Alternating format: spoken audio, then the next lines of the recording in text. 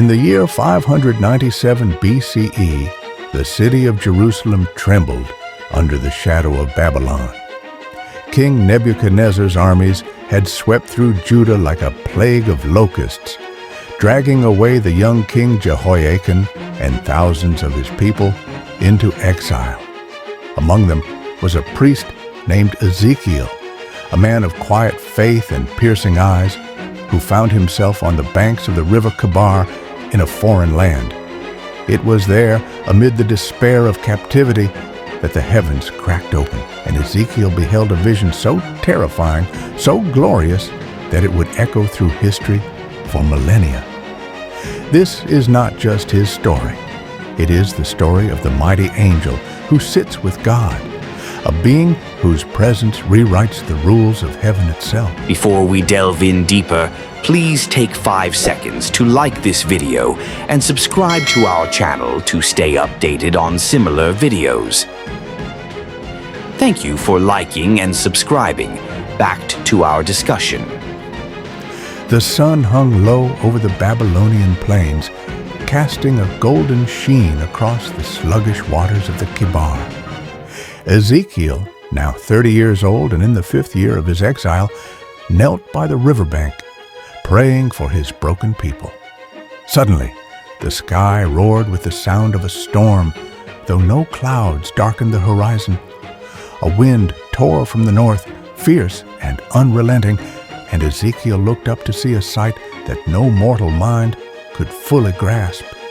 Above him, a blazing whirlwind descended, wheels within wheels, spinning with eyes of fire, and 4 living creatures with faces of man, lion, ox, and eagle. Their wings thundered like the rush of mighty waters, and their bodies shimmered with the brilliance of burnished bronze. But it was what sat above them that seized Ezekiel's soul. High above the creatures, above the whirling wheels, was a throne of sapphire, radiant as the heart of the sky. And upon that throne sat not only the likeness of God, cloaked in amber fire and rainbow light, but also another figure, a mighty angel, seated at his right hand. While the other angels, the cherubim below, stood in ceaseless motion, their wings beating the air. This one sat, still majestic and impossibly close to the Almighty. Who was this being, so exalted that it shared the throne of God while all others stood in awe? To understand this mystery, we must journey back through the annals of history and scripture to a time when angels were not mere messengers, but warriors, guardians, and bearers of divine secrets. In the ancient Hebrew tradition, angels were ranked in a celestial hierarchy. The seraphim, fiery beings of 6 wings, stood above the throne, crying, "Holy, holy, holy," in the vision of Isaiah. The cherubim, with their 4 faces and whirling wheels, guarded the Garden of Eden and bore God's chariot. Yet here, in Ezekiel's vision, was something more. An angel so mighty it did not stand, but sat, a privilege reserved for none other in the heavenly host. Scholars and mystics have long debated the identity of this seated figure. Some whisper it was Metatron, a name that emerges centuries later in Jewish mysticism. Metatron, they say, was once Enoch, the righteous man who walked with God and was taken up to heaven alive in Genesis 5:24. Transformed into an angel of unimaginable power, he became the scribe of heaven, the keeper of God's secrets, seated at his side to record the deeds of humanity. Others argue it was the archangel Michael, the defender of Israel, elevated to a place of honor for his victories in the unseen wars of the cosmos. But Ezekiel does not name this angel. He only gazes in trembling wonder as the vision unfolds. The throne of sapphire pulsed with light, and the voice of God thundered from the flames, calling Ezekiel to rise. "Son of man," the voice said, "stand on your feet and I will speak to you." As Ezekiel staggered upright, the seated angel turned its gaze upon him. Its eyes burned like molten gold, and in its hand was a scroll shimmering with divine script. The cherubim below whirred and roared, their wheels spinning faster, but the seated angel remained still, a silent sentinel of God's will. Then, with a gesture, it extended the scroll to Ezekiel, and the voice of God commanded, "Eat this scroll and go, speak to the house of Israel." Ezekiel took the scroll, trembling, and placed it in his mouth. It tasted sweet as honey, though its words were bitter with judgment, warnings of Jerusalem's coming destruction, prophecies of exile and restoration. As he swallowed, the vision shifted.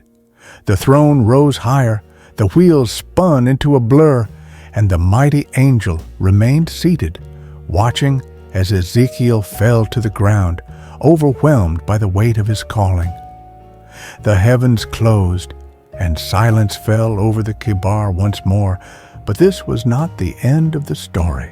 Ezekiel's vision rippled outward, shaping the course of history. He returned to his people, preaching the words of the scroll, warning them of God's wrath and promising a future redemption.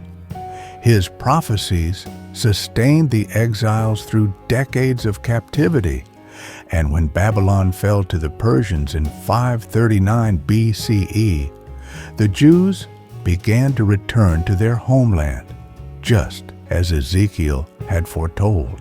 Yet the image of that seated angel lingered, a mystery that haunted the priests and scribes who preserved his words.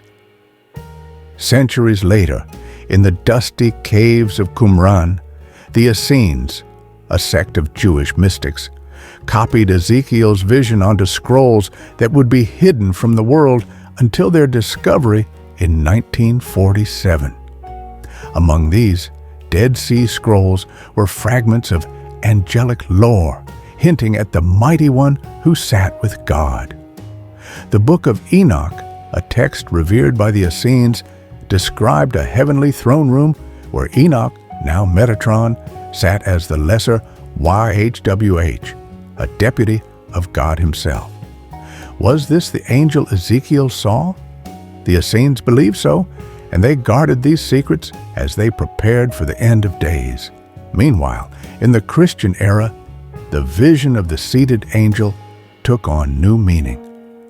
The book of Revelation, written by John on the island of Patmos around 95 CE, echoed Ezekiel's imagery: wheels, thrones, and living creatures, but placed Christ as the one seated at God's right hand.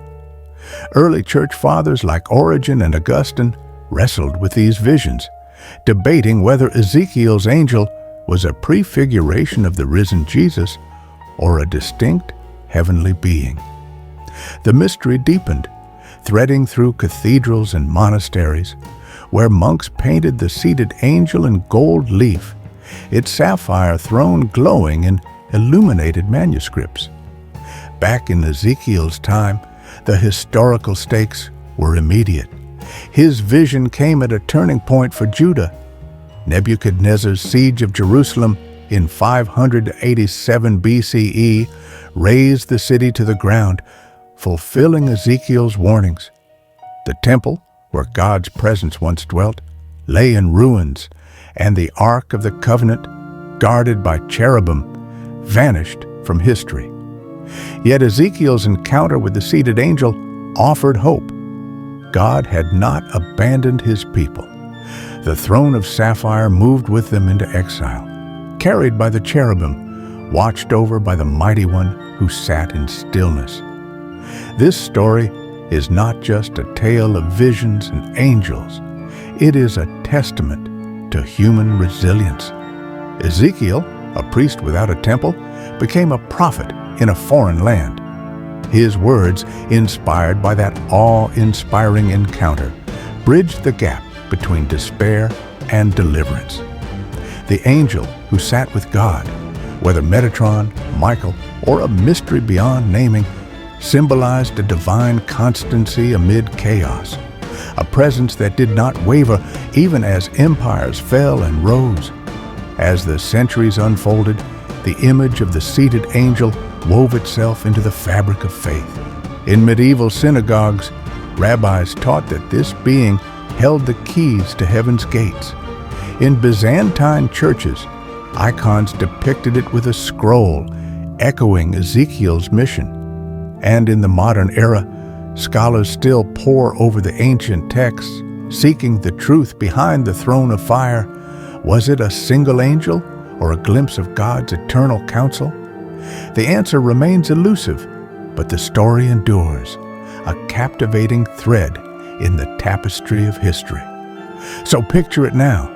Ezekiel by the Kebar, the wheels spinning, the cherubim roaring, and above them all, the mighty angel seated in splendor, gazing down with eyes of flame. It sat while others stood, a silent witness to the unfolding of God's plan, a plan that stretched from the Babylonian exile to the ends of time. This is the true history of the angel who shared God's throne, a tale of fire, faith, and the unyielding power of the divine.